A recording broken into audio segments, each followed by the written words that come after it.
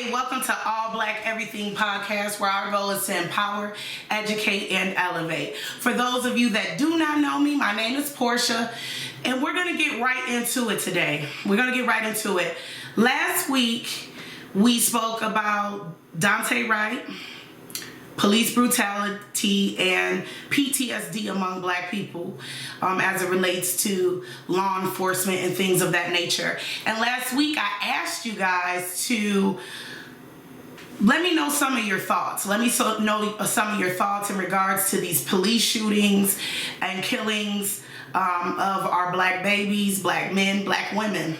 So before we get started and go into today's topic, which is actually a part 2 of last week, I wanted to actually read some of your comments because I feel like your comments matter. So we're going to go through 3 of the comments that were actually posted to the YouTube channel in regards to last week's topic. The first comment is from Sonia. She says, "This is ridiculous and it's getting out of hand. When is enough enough? At the end of the day, justice needs to be served for every Black man and every Black woman." Most definitely. I think we all have the same consensus as far as our thoughts in regards to how law enforcement deals with Black people and how people who create a crime against Black people, how their conviction. Because remember when we were speaking last week, George Zimmerman wasn't even a police officer and he got away with it. So I definitely agree with Sonia's thoughts in regards to that. A second one is from Tiffany. She says, "Complying equals surviving? Stop it. We all know that isn't true. So many examples of those who complied and still died." Same thing that we were speaking about last week. You know, we hear a lot of people say comply, comply, comply, but what about the individuals that complied and still lost their life? So I definitely agree with that topic. And one is from Jessica, and she indicates, "That's right, our kids' dreams also matter. Talking to them about racism, respect, and education is so important, especially in this ridiculous, superficial ass world of social media, especially in these horrible times of injustice, the killings of Blacks and minorities." 100%. And I wanted to read these comments because as we enter into a week since the last podcast, remember when I said in the last podcast, which was our 15th episode, just had to put that out there. But remember when I said in our last podcast, I said, if you notice, things happen in clusters. So as it relates to mass shooting, you get mass shooting after mass shooting, mass shooting. And then same thing with police shootings, you get a cluster of that, police shootings into police shootings into police shootings. And I said in my last podcast, I just pray, another life isn't taken. Well, since then, there has been 2 more police shootings that have actually been televised. So we're not even speaking about the ones that haven't been televised. But one in particular is Adam Toledo, 13-year-old Hispanic boy. And they actually put the police body cam on for everybody, to see what had happened. And then there was another young lady by the name of Bryant. She was 15-year-old Black girl. She was also shot. Now, as it relates to Adam Toledo, if you guys take a look at this video, what I seen in the video is right before the boy got shot, I see his hands being up in the air. This 13-year-old boy out of Chicago, his hands was up in the air right before they shot him. What I have a question about is, if you notice, as soon as he gets shot, the police camera goes off.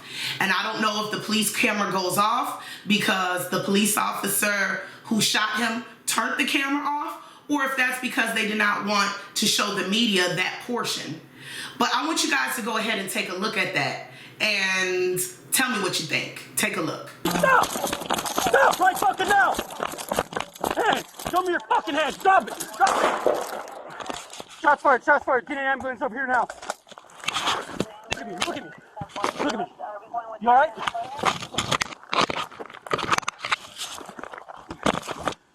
24 and Sawyer in the alley. West alley. Need an ambulance. Got a gunshot victim. Shots fired by the police. By the police, Where you shot, man? Where you shot? Now, if you're looking at this particular police shooting of this 13-year-old boy, they indicated that the 13-year-old boy had a gun.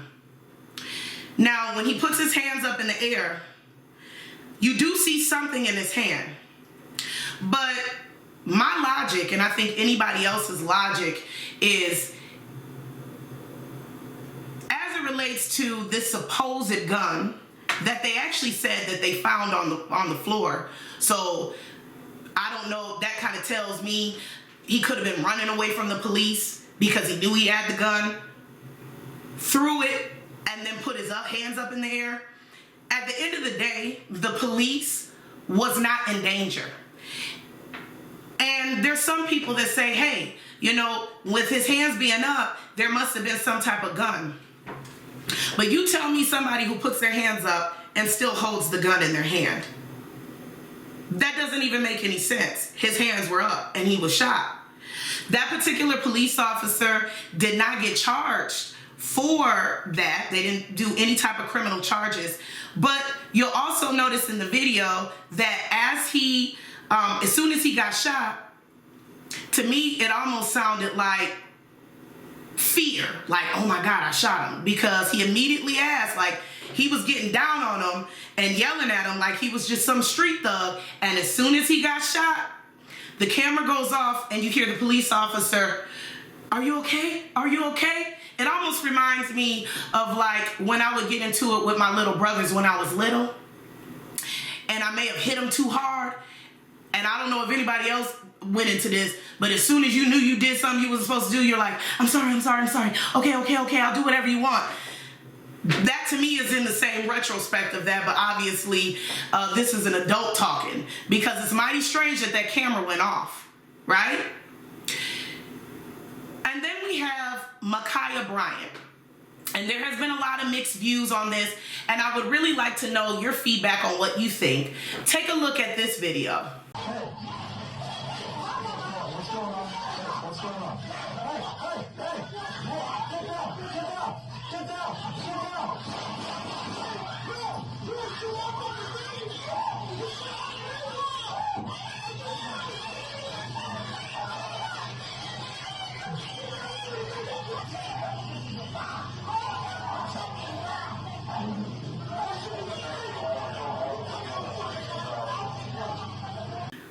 Okay, so when I look at this video,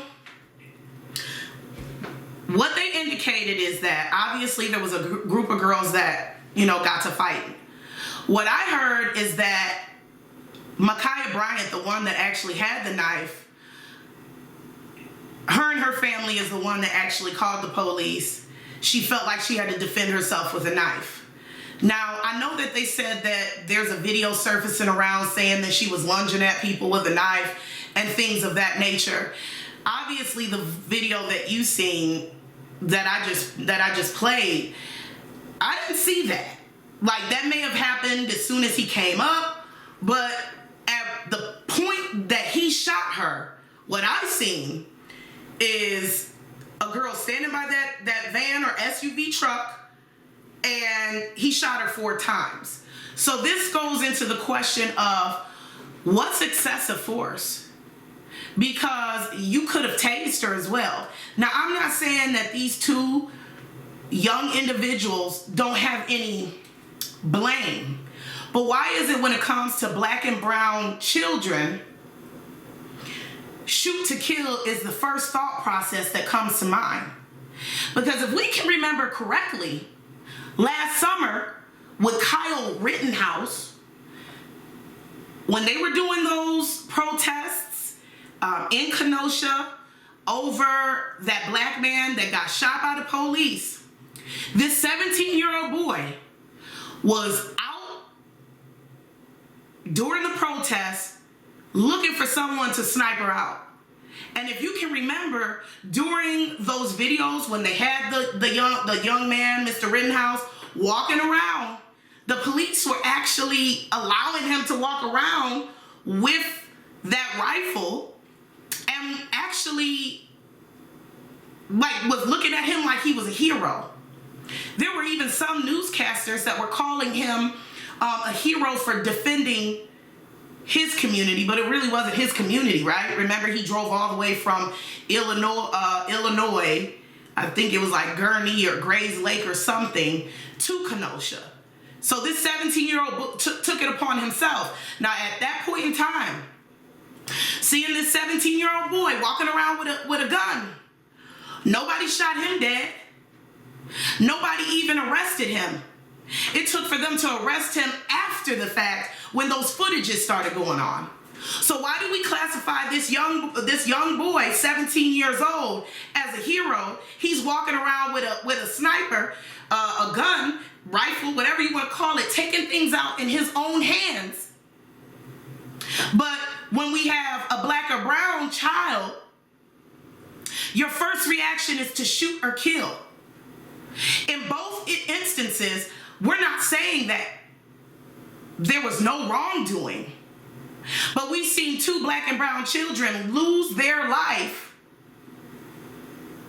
And we see this Kyle Rittenhouse walking around with a gun, and one of the police officers at one point was like, thanks man for stepping up, thanks for helping us out. Do you need anything? That's what they were saying to him. They were getting everybody else that was black, that was or brown, that was, protesting, whether you want to call it rioting, all that. Arrested them. People got shot. But this one young white boy, 17 years old, nothing happened to him. Then we take these two babies, younger than Kyle Rittenhouse, and they deserve to lose their life? Like, it doesn't make sense to me. There is definitely a difference as it relates to how law enforcement, looks at black people versus how they, or black and brown, I should say, versus how they look at white people. And as it relates to Daunte Wright, now, those two unfortunate deaths of those babies, no charges were filed on these babies. As you know, with Daunte Wright, they did charge the cop killer. But to be honest, as it relates to Daunte Wright, to be honest, I feel like the only reason why they charged that woman with that boy's death is because, one, where it was at, and everything going on with in Minnesota, one, where it was at. Two, Minnesota is already under a lot of scrutiny. And to be honest, I feel like those were the bases. Because I feel like if that Daunte Wright story was anywhere in the United States other than Minneapolis, I 100% believe that woman wouldn't have been charged. But you have to think the George Floyd trial was going on. On top of the George Floyd trial was going on, this police shooting happened 10 miles away from where George Floyd was shot. And then on top of that, when the Daunte Wright killing happened, because of all of the pain and turmoil that Minnesota's already going through, people were ready to riot. And I do not believe that the governor of the state or the mayor of that particular city in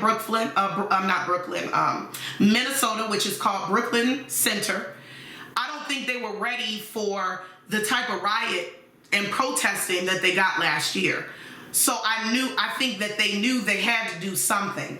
But had Daunte Wright's story happened in any other state, I 100% believe that there would have been no charges. It would have been the same narrative, he should have complied. Because remember, Dante Wright was running away. Just like Micaiah, she should have complied. Adam Toledo, he should have complied. It's the same narrative, you know, but the government has the ability to pick and choose who they want to make poster children out of. They didn't want to stir up the state of Minnesota. And then what's so sad is with everything going on, and you know, we got a guilty, 3 guilties out of the 3 charges as it relates to George Floyd.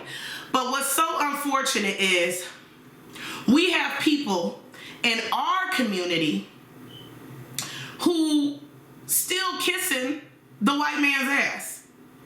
And who I'm speaking about is Candace Owens.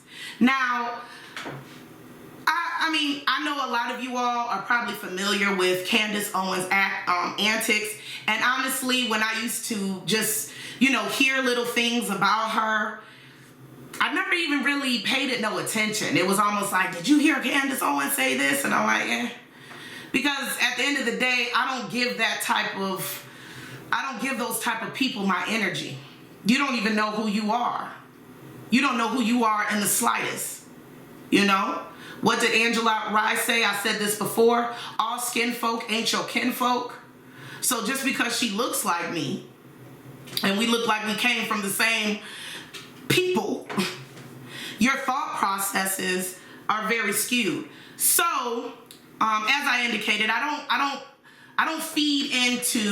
never fed into the stupidity of individuals like that. But one thing that really had my attention is an interview that she did speaking about the George Floyd trial and how she felt he was guilty and should not have received, that George Floyd was guilty and that he should not, Derek Chauvin should not have received that guilty. He should have been found innocent. Take a look at some of the clips that I have of Candace Owens, and we're going to talk about it. Polluted from start to finish. So to me, the most important element of this, which I found to be astonishing, was the fact that they never released the full police footage. They had it, they sat on it, they locked it down. It leaked months and months later after the riots, via the Daily Mail, I think. But when I watched the full tape, I was astonished that they didn't think to just at least add this context so that people understood, yes, this person was high out of his mind. He asked to be put on the ground. He was resisting arrest. Let's not forget what the media, what they did, the power they had in setting up this narrative to begin with. First, the media said he was just getting his life together. Remember St. George? You guys remember St. George, right? He was just getting his life together. He had moved to Minnesota. Yes, he was, had been in prison in the past, but he was just helping the youth. And everyone was crying, and it was, oh my gosh, this man is, getting a second chance at life. And, maybe had the wrong ID or whatever it was using counterfeit bills, and somebody called the police, and then he was killed. He was brutally murdered on the basis of him being black. No indication. Nothing was said out of Derek Chauvin's mouth that, should insinuate that this was about being black versus white, but that's what the media ran with. And then they successfully hid every piece of evidence that would have transformed public opinion, right? Every piece of evidence that would have said, wait a second, there's more here. And they were upset when I released a video and just went over his track record, because it was clear to me, according to his track record, that it was very unlikely that a person that spends, approximately 9 prison stints, so he should die, was really just getting his life together after having served the last. Now, you seen the bullshit that she was talking about. We see the bullshit that she's talking about. And when I watched the video, it actually made me curious, like, who is she? Because again, when I've heard her stupid antics, I never paid attention to it. It's kind of how I feel about Stacey Dash. It's the same thing. I'll hear about something and I don't, feed into it. But because I was watching, been following the trial, and our black and brown babies' lives matter so much, I've really been, following this. And when I heard the stupidity and the things that came out of her mouth, it made me want to know, who is she? Like, where did she grow up? Who hurt her? Like, what's her story?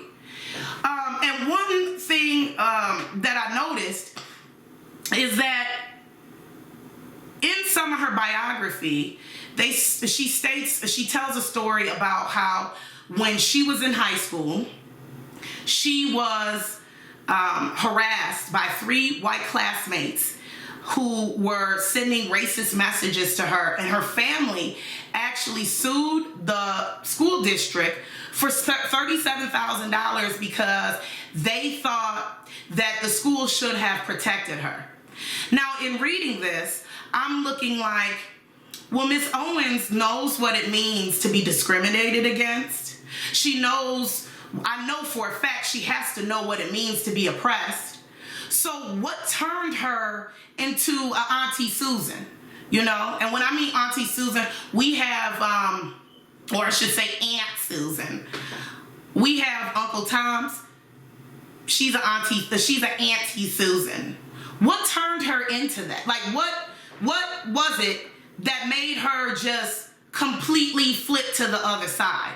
And then the crazy thing about it is, because I don't really follow her, like I said, I don't really pay attention to her antics, I really didn't know what she did. But if you pull her up, you'll see that they have her listed as an author, but they have her listed as an activist. An activist of what? What are you an activist of? Because it's not over your own people. It's not of black people. So what are you an activist of? Because you're not fighting for our rights. What is it, or what is it that you're an activist of? Like, literally the only club that I see you associated with is Kissing the White Man's Ass Association. I'll give you the crown for that one. But other than that, you're not an activist of nothing. And that is what is so crazy to me. And then literally, like, you got this buffoon acting and saying stupid things to appease to her white husband, her white friends, and everybody else. But in reality, you make yourself look stupid because white folks know what it is. They know what it is.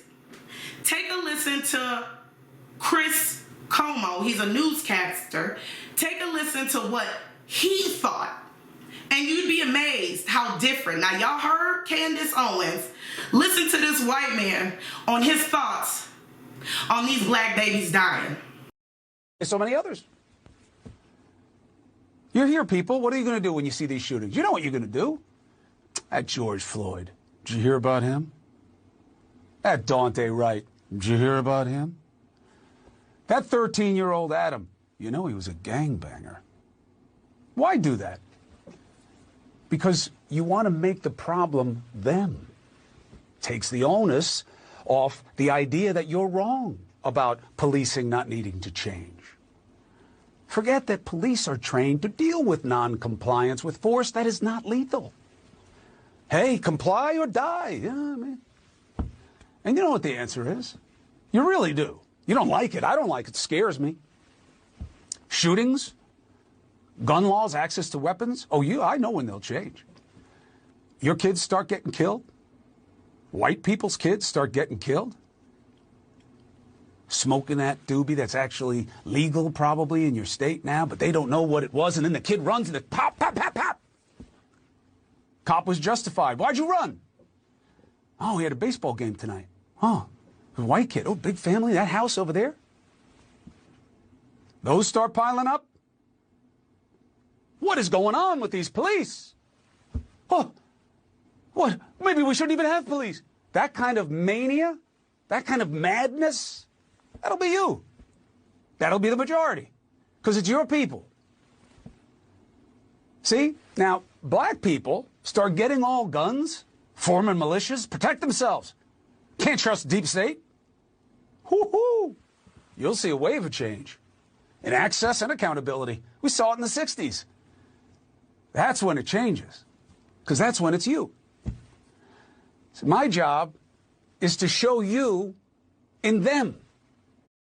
So when you take a listen to Mr. Como and what he said, because let me tell you something, nothing in there was a lie. Nothing in there was a lie at all. But the reality of the situation is police are not going to start shooting white kids. That's not going to happen. If that was the narrative, oh, that's best believe there would be something that was being done upon it, done on that. But that's not a narrative that we're ever going to have to ever worry about. Well, they're ever going to have to worry about. So what does it take? What does it take to change the narrative? And I spoke about this last week. What is it going to take to change the narrative on police excessive use as it relates to black people, black babies, and black men and women?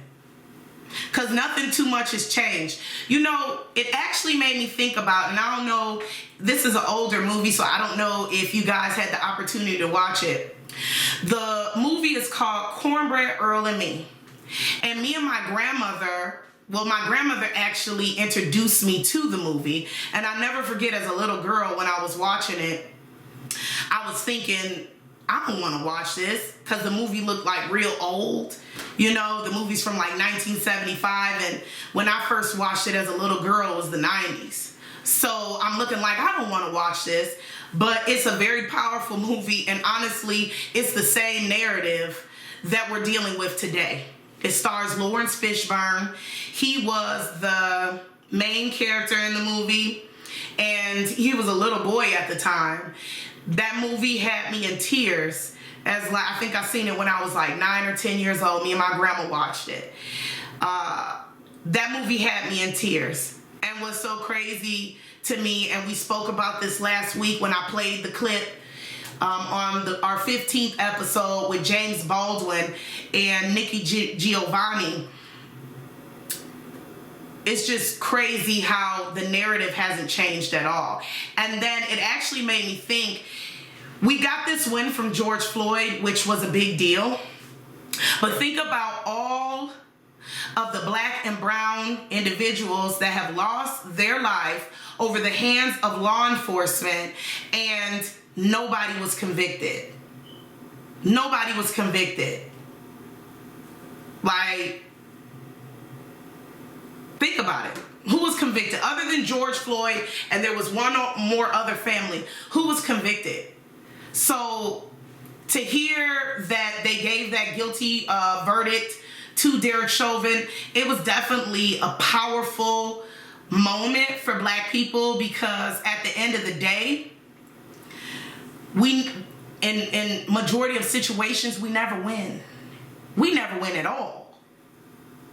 And so it made me just start to think about the history behind policing. And I started thinking about the history behind policing only because a lot of people are speaking about how we need to either get rid of policing or minimize it in a certain way. I told you guys last week when there was a petition going on in Minnesota to like stop policing as it relates to traffic stops. And I didn't know if that was necessarily an answer or a solution to the issue that we have going on. But as I started thinking deeper, especially after listening to what he was speaking about, I actually made a list of what I think could be possible solutions to policing. Because at the end of the day, we can't get rid of policing altogether. We just can't do that. I don't think we can do that. Although I know how policing started in America, at this point, there's policing all over the world. You know, there's law enforcement all over the world. There has to be, you know, some type of law and order. But as it relates to how police interact, I definitely think there are things that if we were going to do some type of police reform, it could be beneficial. And like I said, you guys let me know what your thoughts are. The first one to me was that I thought could be beneficial is no more pulling people over for just insurance checks. Like, I know out here in Illinois, they do a lot of roadblocks and things of that nature. That's unnecessary. Half the time, y'all doing that just to, you know, make quota. I think that's unnecessary. I think it's unnecessary to pull people over for a headlight out. And I think that it's unnecessary to pull people over for speeding if it's not over a certain extent. If it's over a certain extent and someone's doing 100 on the expressway, of course. But somebody that's only 5 or 10 miles over the speed limit, I think it's unnecessary. And the reason why I think it's unnecessary, if you can give people police tickets, speeding tickets, red light tickets off of the camera, then what's the purpose of you pulling them over?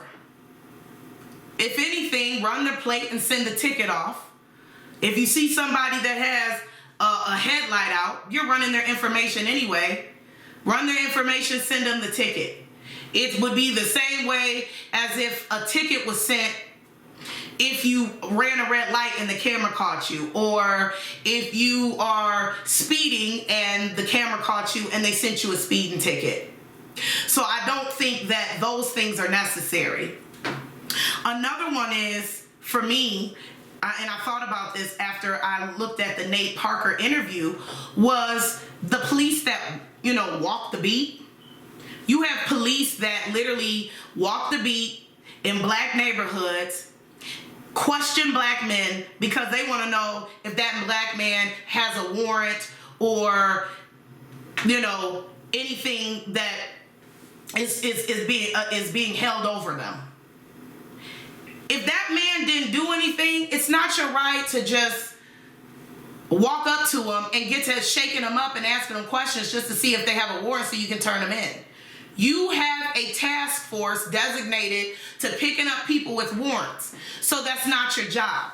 The reason why I feel like that can be eliminated, because if you don't see them visually causing any type of crime or any type of havoc except for walking down the street, then why are you even questioning them? Because I can tell you one thing. If you were in Barrington Hills, if you were in any other nice area in California, Beverly Hills, wherever there's a nice white area, I know for a fact, I'm 99% sure, you're not just walking up to Billy, who's standing outside of Starbucks, and asking him his name so that you can run him to see if he got a warrant. But you'll be quick to do that in the black neighborhoods. So that walking the beat and questioning and frisking people, that needs to stop. I believe that needs to stop. And also, as it relates to guns and shooting people, I feel like unless there is a gun pointed towards you, you should always be using a taser. Like, when they show these police cams, and unless I see somebody pointing a gun towards the police officer, there should always be a taser used. Period. Period. We shouldn't even be bringing out no gun unless there's a gun drawn at you.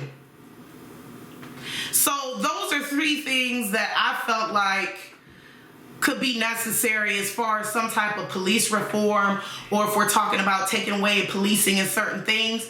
Because at the end of the day, and I said this 2 weeks ago, we listened to DMX say this 2 weeks ago, trust people for being who they are.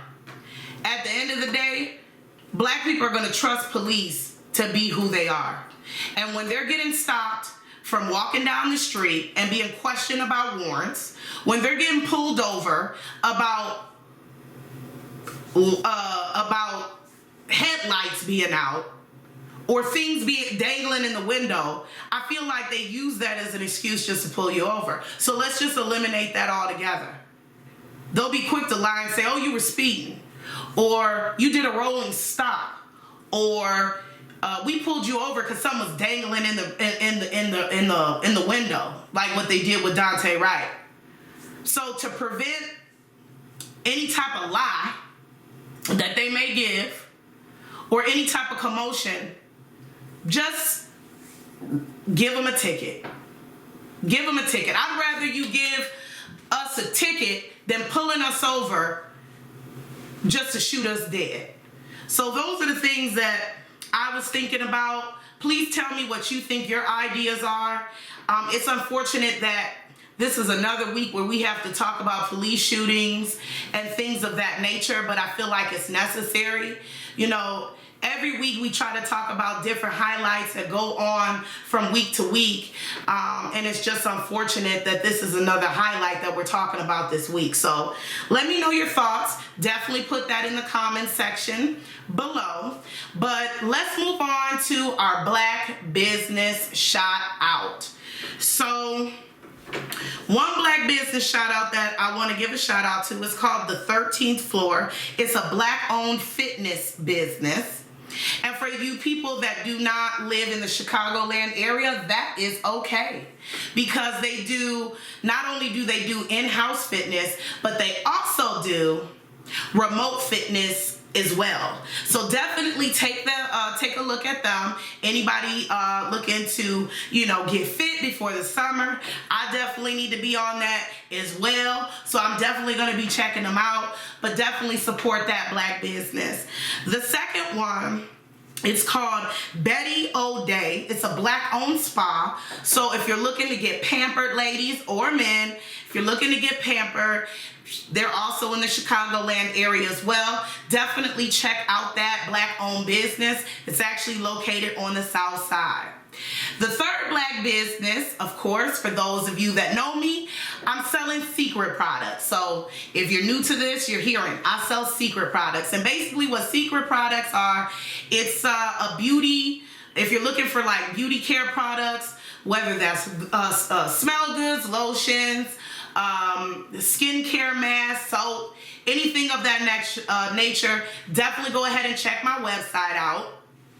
And last but not least, we have my girl Renee. She sells clothes. Her clothing line is called her boutique is called Shop Something Cute Boutique, but the website is shopsomethingcute.com. So definitely check her out.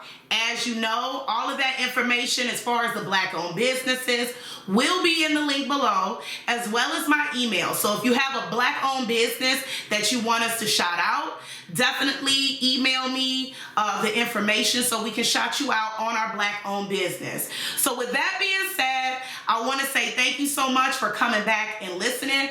Make sure to like, share, and subscribe. We definitely want to build our fan base up so that we can promote promote the empowerment, the educate, and the elevate part. But we also want to support our Black businesses as well. So with that being said, I want to say peace and blessings. And always, like I said in my poem, if you heard my poem a while back, if you don't do anything else in the world, go beyond the limit of the sky.